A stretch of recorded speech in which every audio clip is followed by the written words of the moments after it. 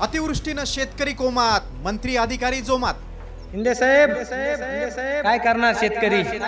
आज शेतकरी खूप मोठ्या संकटात आहे।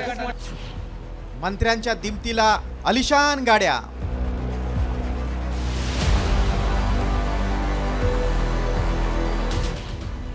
राज्यावर कर्जाचा डोंगर, गाड्या सरकारी पैशांवर।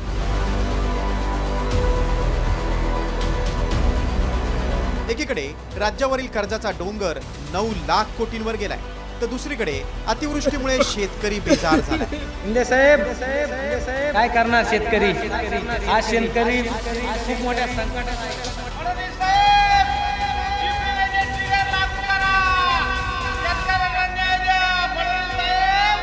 मात्र राज्यातले मंत्री आणि अधिकारी आलिशान गाड्या घेण्यात मशगूल आहेत। राज्य सरकारनं शासकीय वाहनं खरेदी करण्याच्या खर्चात घसघशीत वाढ केली।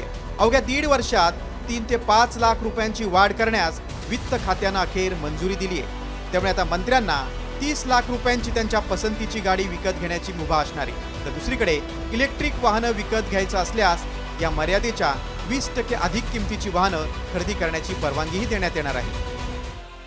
सरकारमधील मंत्री, अतिथी, न्यायाधीश, उपलोकायुक्त, राज्यमंत्री, मुख्य सचिव यांना याआधी 25 लाखांपर्यंतची गाडी विकत घेता येत होती। मात्र आता 30 लाखांची गाडी त्यांना विकत घेता येणार आहे। महाधिवक्ता, मुख्य माहिती आयुक्त, MPSC अध्यक्ष, राज्य निवडणूक आयुक्त, प्रधान सचिव यांना आधी 20 लाख तर आता 25 लाखांची गाडी विकत घेता येणार आहे। राज्य माहिती आयुक्त, MPSC सदस्य यांना आधी 17 लाखांची तर आता 20 लाखांची गाडी खरेदी करता येणार आहे। आयुक्त, महासंचालक, संचालक, विभागीय आयुक्त यांना आधी 12 लाखांची तर आता 17 लाखाची महागडी गाडी विकत घेता येणार आहे। त्याशिवाय जिल्हाधिकारी, CEO, जिल्हा न्यायाधीश, जिल्हा पोलीस अधीक्षक यांना आधी 9 लाखाची तर आता 15 लाखांची आलिशान गाडी विकत घेता येणार आहे।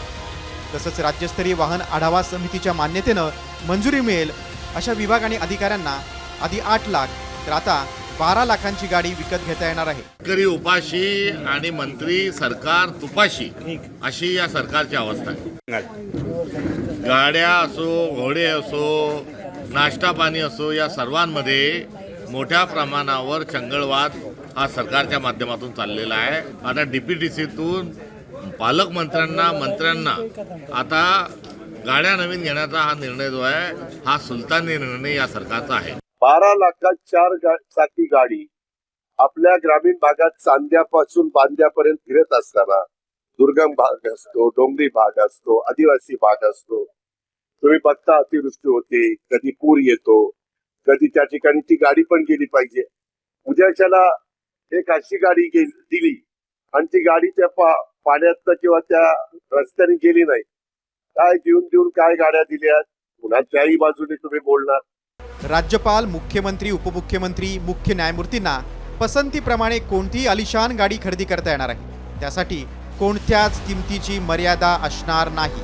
तसंच वाहन खरेदीसाठी ही मर्यादा केवळ गाडीसाठी असणार आहे। या व्यतिरिक्त GST, मोटार वाहन कर आणि नोंदणी शुल्क वगळलं असून त्यावरील खर्चही राज्य सरकारकडूनच केला जाणार आहे। मात्र राज्यावर कर्जाचा डोंगर वाढत असताना वाहन खरेदीवरील किमतीची मर्यादा वाढवण्याची खरंच गरज होती का? कल्याणकारी योजनांना निधी पुरत नसताना आलिशान महागड्या गाड्यांची गरज आहे का? असे अनेक सवाल उपस्थित होत आहेत। ब्युरो रिपोर्ट, साम TV न्यूज, मुंबई। आता isakal.com आहे देशातील नंबर 1 ची मराठी न्यूज वेबसाईट।